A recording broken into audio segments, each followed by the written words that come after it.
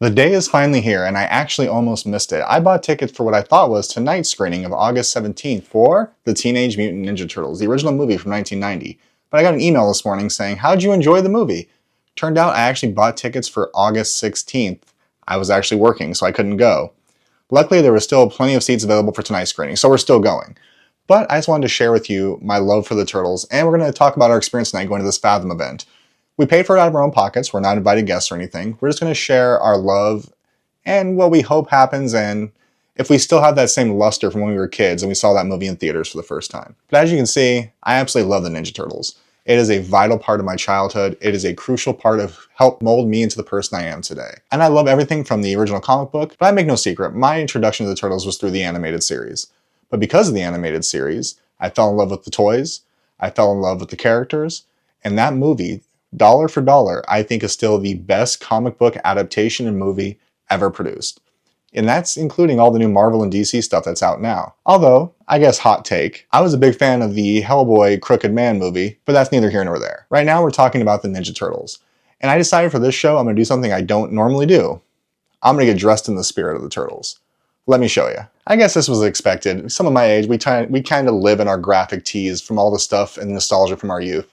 No, I have something else in mind for tonight. A couple things that are more B-side, if you will. Here's what I'm actually wearing. Ah, that's better.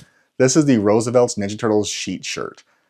Everyone had these sheets when they were a kid. Anyone between the ages currently of probably 36 to 45, if they were young and watched Ninja Turtles, they had these sheets. And these sheets actually represented everything from my childhood that was nostalgic and precious to me. When I saw this shirt pop up from Roosevelt's a couple years ago, I knew I had to have it. But in all honesty, I was way too cheap to buy it for myself. But luckily, I have an amazing sister who bought it for me for my 40th birthday this last year. In fact, I wore this shirt the last time I saw Kevin Eastman up at the Old Man Con in Scottsdale, Arizona. But if you're going to wear something like this, that's the animated series and equivalent of our childhood, you have to have some accessories to go with it. That's right, my wife, who's amazing with the Cricut machine, helped me make the Foot Soldier headband from the animated series. But I think this one is really cool, but it's not what I'm going to officially wear tonight. I think I'm going to wear something a little bit more Foot Clan inspired instead of Foot Soldier inspired. Let me show you. That's right, another Cricut creation. Go, play, Master Tatsu. I absolutely love the Ninja Turtles movie. It was one of the first movies I ever saw in the theaters, and I can't wait to go relive those moments today. But I still want to wear a cool headband to go with it. And that one is from the animated series, and we're seeing the live action movie. So let's rock the Dragon Doji. That's right. Actually, I believe in Japanese this actually means uni, or like ghost, but they call it the Dragon Doji in the film. So we're going to call it that too. So I think we're going to wear it there just to have a little bit of fun when we go in. And as you can see behind me, you can see a little bit of my Ninja Turtle collection. I have one of my original pieces done by Kevin Eastman here, which I have another one in the loft area in the house, and some of my rarer books, which includes a Ninja Turtles #1. It's a third printing, but it's signed. I was still upset I got the restored label on it when I sent it in because there is a little bit of color touch. I noticed it when I bought it, but I was just so excited to finally own that book, I didn't care.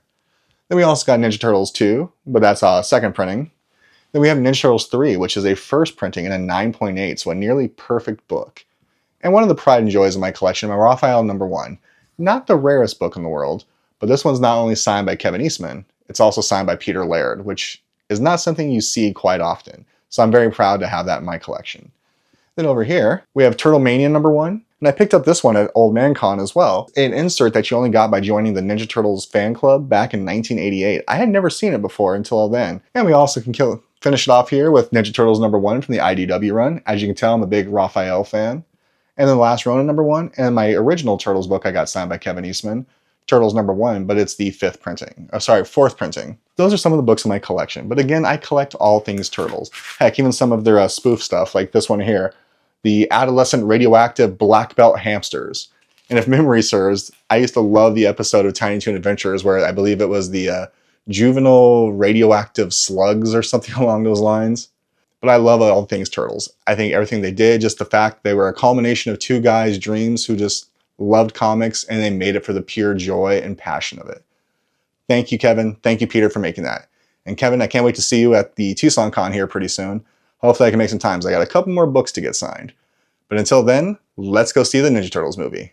Next stop, Oro Valley, Arizona. And just like that, we're in Oro Valley, Arizona here at the Century Theater to see the 35th anniversary Turtles screening. I am super excited for this. I got my Turtles Roosevelt shirt on like we talked about, and I got my Tatsu shirt getting ready to put the headband on. But I'm not by myself. I'm here with a friend who should be showing up right now. Hi, Eric. Hi. So if you don't know, Eric is the owner of Presidio Comics here in Tucson, and who better to come with me to this movie than the owner of a comic book shop and a fellow Ninja Turtles fan. And Tucson Comic Con's coming up in 2 weeks, which he's going to be one of the sponsors and a vendor there. And Kevin Eastman and the actors from this movie are all going to be there as guests. So we need to go do what we need to go do. And there's the other headband I made. I got to put mine on here because effort, discipline, and loyalty. This is how you earn the right to wear the Dragon Doji. Let's go, everybody. I have to admit it, I never dress up for anything like this. I feel like a schmuck, but I feel like we have to do this for a movie like this. I'm just really glad we're both married, because right after this, we would have no chance. What if this gets us a chance? What if some really hot nerd comes up and he's like, oh my God, you guys are dressed like turtles? You know the old Steve Martin saying, I would never belong, or no, actually I think it was Groucho Marx who originally said, I would never belong to a club that would have someone like me as a member. I don't know if I'd want to be with that girl. I mean, I'm sure that our outfits were did giveaways, but we're both super excited for this. I was really hoping to get someone to play that game with us, being like, so what movie are you guys going to see? But no one was willing to play with us. Oh well, that's life. All right, Turtles time. We'll be back to tell you what we think and if it still holds up after 35 years. And it's Turtles time. We will see you guys once the movie is done to talk about our thoughts and if it held up after all these years. And there it is, the movie just ended. I absolutely love it still. I do believe it is the best comic book adaptation movie ever made. It holds up really well. We were talking at one point about the animatronics using the Henson and the Henson suits with the moving and stuff like that. You know, there is the one fluff, and we pointed that out. Yeah, but the face it's within fun. the face. The face within the, but it's great. The only thing that I would even say, like if you're going to get on the special effects at all, is Little Splinter. But then you almost forgive that. Splinter. You almost forgive that though. Radical. I No, love no. I'm just saying how he did, how he moved, kind of shaky. Okay, oh yeah, he's like, right, copy his skills. He's like, like doing the robot. Yeah. But there's a few things I've noticed in this movie I didn't notice all the times I've seen it, except on the big screen it was more prevalent. Like they have a part with the warehouse. You actually see a box of Archie comics there. Yeah. And this is right when Archie Comics released the film version of the comic. So I thought that was really cool. Which we found out during this, and we didn't get a chance to scan the QR code. We were trying to get our phones out before. There's an IDW re-release of it. Which is cool, because I actually have that book signed by Eastman, the original one. There's a couple things to this day still kind of get me. There's one editing flub that even as a kid drove me crazy when they're in the antique store. There's a spot where he does like a little circle punch and runs out. They go to another scene going, let's go. And it's the same scene back to back with the same punch. But also, sorry guys, spoilers, but you've had 35 years to see it.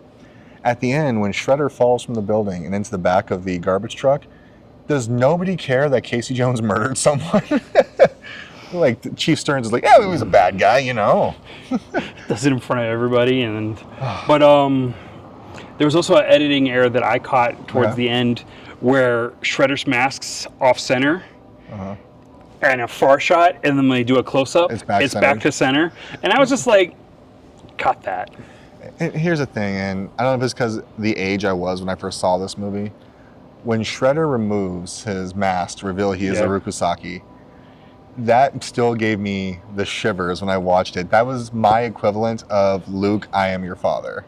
Well, I thought he never said that, but you know. I thought it was really cool when he did that. The other scene is when Danny like touches his forehead and goes like this. You didn't notice I was like mimicking the whole thing right next to you, and you were just like, he was so focused on the movie, and I'm just like, it made me happy watching this movie again. I absolutely love it, and it just took me back there, and you know, all the little things too. Like I want to get a T-shirt that says like, I went to East Lairdman Island and all I got was this lousy T-shirt. Like all the little things. All right, you got that. That's what you got off the joke. Okay. Yeah, I love all the little things in this movie, like my Go Play shirt that we made for Tatsu. I'm actually in my 40s. There you go. There's so many one-liners in this movie that I could sit there and do this movie on repeat, verbatim, over and over again. It's a lot of fun. And like I remember having it on VHS, and the VHS was colored. Colored. I think it was like orange. or green. Oh, that was a later release of it. I remember that one. I remember having that at one point, but I also remember, I was gonna, since we're on film, I'll just bring this up. Two things that this really started bringing back to my memory is, one, I remember before the movie came out, when the cartoon had come out and Turtle Mania had started, I had a friend that had a couple of the graphic novels. So the contained, like 6 stories in each of them. And we'd sit there and we'd read them, and we weren't supposed to read them. It was like, that was like an adult comic book. You needed to stay away from it. And we were sitting there reading the old Mirage ones. Another thing that I remembered, and I didn't even think about this, I haven't thought about this for years until we watched it. In like 3rd or 4th grade, we did a school play. I still have the VHS somewhere. Okay. It's horrible quality. We'll get that on the channel. Digitized. I played Shredder. And I was just like, it was so much fun being the villain, and it's just like, Shredder's just like, he's kind of a really cool villain, because he's like little Darth Vader-esque. Well, he's the perfect antithesis to the hero. Like, you can't have the yin without the yang, and it was just so... Because, he's only supposed to be in the one issue, because it's supposed to be like a one-shot. So they had to bring him back, and Shredder turned out to me, he's a top 5 comic book villain of all times. And he has all that loyalty with his subjects. Discipline, loyalty. But yeah, it was a lot of fun. Well, I love it, and I can't wait. I'm going to go home and watch Secret of the Ooze before I go to bed. That's my only downside. The later movies, 2 and 3 specifically, well, 3 specifically, just lost all of its luster. Like, they got rid of the grittiness, the action, the weapons. It became very campy. Well, because in Europe and the bigger markets, they couldn't have weapons and fighting, and actually the word ninja was outlawed to use in advertising. So they actually changed it over there to the Teenage Mutant Hero Turtles. And actually most of the comic books over there said the same thing. Which is also funny, because like, I don't know if you know this, but I was totally having a nerd moment at one point. I didn't want to bug you. Okay. But I was just like, almost all their weapons are Japanese weapons that were like peasant weapons, besides the katana. Because what it was at a certain point in feudal Japan, weapons were banned. So the nunchucks actually were a way to like take like the wheat, and it was the size were used for farming, and so was the bow, and like all that. I was like, I always remember being fascinated with the turtles, and then I got older and I started learning karate. And when I was learning karate, like they were explaining like the history of all the weapons, and I was like, wow. And then like the fact that they use them in this silly movie, like when I was a kid, I'm like, it's so cool that it has like that homage and stuff like that. There are some culturally inappropriate jokes in the movie, but it still aged well. Am I late on my Sony payments again? All in all, though, this movie held up for 35 years. As a 40-year-old man and a post-40-year-old man, we both absolutely love this film still, and it's just as prevalent today in 2025 as it was in 1990. So if you get a chance to go see one of these Fathom events, I highly recommend it. There was a cool behind-the-scenes thing right before the movie started that I had never seen before, and I thought I've seen all the Turtle stuff. It was great. We got to see some behind-the-scenes footage. We got to see a little bit of a documentary, and it actually, the little extra thing made it kind of worth it. Oh yeah, and they said there's a place to go. What was it called? Backerkit.com. I'm going to go check that out. It was a 4-hour documentary on it. I'm sold. But hey guys, thanks for watching. If you haven't done so, get your tickets to go see it. And if you're in Tucson in the next 2 weeks, around August 29th through August 29th, 30th, and 31st, be sure to go to Tucson Comic Con. Check out Presidio Comics. Swing by and see me. I'll be at booth 900. He's at booth 1000. And I'm going to be sponsoring the costume contest. There you go. And I don't know what I'm sponsoring at this point. I sponsor you coming to see us. Until next time, and he might have some copies of a book I wrote that has a special variant cover that has something to do with the Ninja Turtles. It's a homage to the original Ninja Turtles cover. And it's a wraparound like the original Ninja wraparound. All right, guys. Until next time, bye-bye, everybody.